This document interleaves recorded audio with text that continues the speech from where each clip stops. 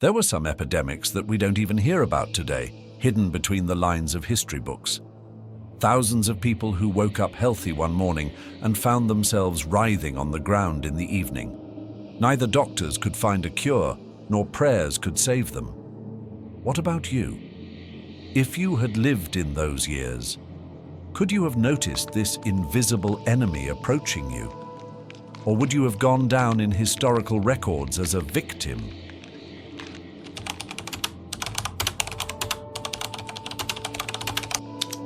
In the Middle Ages, many people suffered from a disease that unexpectedly began to burn their bodies like fire. Fingers blackened, limbs rotted and fell off, and people threw themselves into the river in fits of madness. The disease was so painful that it came to be known colloquially as hellfire. The church gave it a sacred meaning, the fever of Saint Anthony. The source of the problem was rye bread, which was the staple food of the people at the time. However, this rye had been unknowingly poisoned by a deadly fungus called Claviceps purpurea. This fungus produces a hallucinogenic chemical similar to LSD. When people ate the bread, their brains would burn, their bodies would spasm, and their fingers would gangrene and fall out. No one knows what happened. All they know is that they are burning.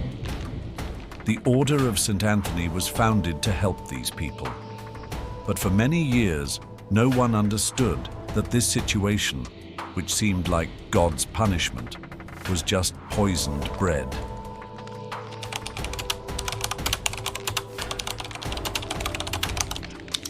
There have been many events in history that have led to the destruction of powerful empires. But one of the deadliest blows that changed the fate of Rome came not from an army or a rebellion, but from an unseen enemy, the plague of Justinian. This terrible epidemic, which began in 541 AD, broke out during the reign of the Byzantine Emperor Justinian I. According to sources, the disease spread from the Nile Delta in Egypt to Constantinople, and from there throughout the Mediterranean. Modern scientists think it was a type of bubonic plague caused by the bacterium Yersinia pestis. In the cities, corpses were piled up in the streets, so much so that there were not even people left to bury the dead. It is reported in written sources that 5,000 to 10,000 people died every day, and sometimes the bodies were thrown into the sea because there were no graves. Even the Emperor Justinian fell ill. He came close to death. But even if the emperor survived, the empire could not recover. The economy collapsed, the army weakened, famine and chaos spread. The epidemic marked the beginning of the decline of the Byzantine Empire, Rome's eastern successor, and the deepening of the darkness of the Middle Ages. Some historians argue that the plague of Justinian changed the fate of Europe and was a hidden turning point that accelerated the formation of the modern world. A city, an emperor, a civilization, and a tiny germ that brought them all to their knees.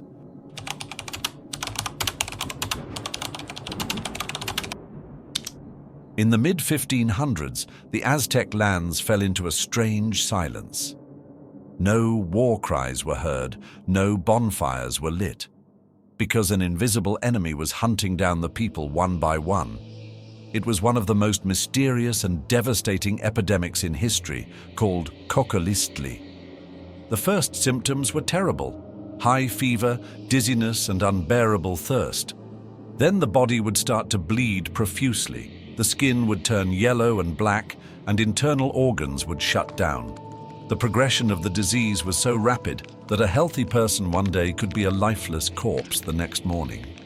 The Aztecs saw this death as a curse from the gods or the wrath of nature. Others believed it was a secret weapon of revenge brought by the invaders. But even modern research has still not reached a definitive conclusion.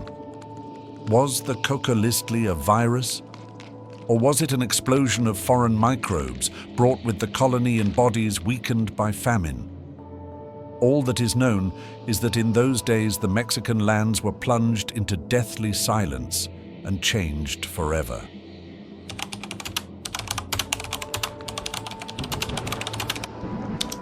It's 1485. A whisper spreads quickly through the streets of England. If you get sick, you can die in a few hours. This mysterious and frightening disease was called sweating sickness. And in Tudor times, it was literally like an invisible death, grabbing people before they realized what was happening. The onset of the disease was silent. Suddenly, for no apparent reason, the person would collapse with a violent tremor and sudden dizziness. He would then begin to sweat profusely, as if a wave of fever had swept over his body. The sweat was so thick and heavy smelling that even when the rooms were ventilated, the pungent smell of sickness remained. The disease hit young and strong people especially hard, which caused even more panic among the population. The sudden collapse of healthy and vigorous people, not weak ones, made people distrust even their own bodies. Medicine was helpless at that time. There was no cure, nor was the source of the disease known.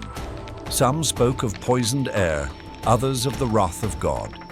Even today, the true cause of this disease is not fully understood. Some scientists think it could be a hunter virus-like infection, but there is no definitive answer. The dreaded sweating sickness ravaged England and its environs in waves until the mid-16th century. And then, just as mysteriously as it had appeared, it disappeared. It was as if death had come to play tricks on humans for a while.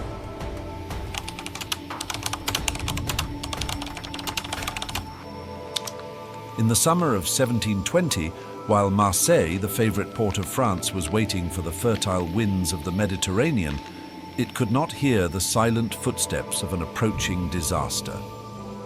The merchant ship Grand Saint-Antoine was carrying precious silks and fabrics, as well as the smell of death. Several crew members on board had died from a disease spread in Syria, but this warning sign was ignored because trade must not stop. And on that day, Marseille paid the price of not only commercial, but historical greed. The plague of Marseille, like the Black Plague of the 14th century, was a bubonic plague caused by the bacterium Yersinia pestis. But here's the interesting thing.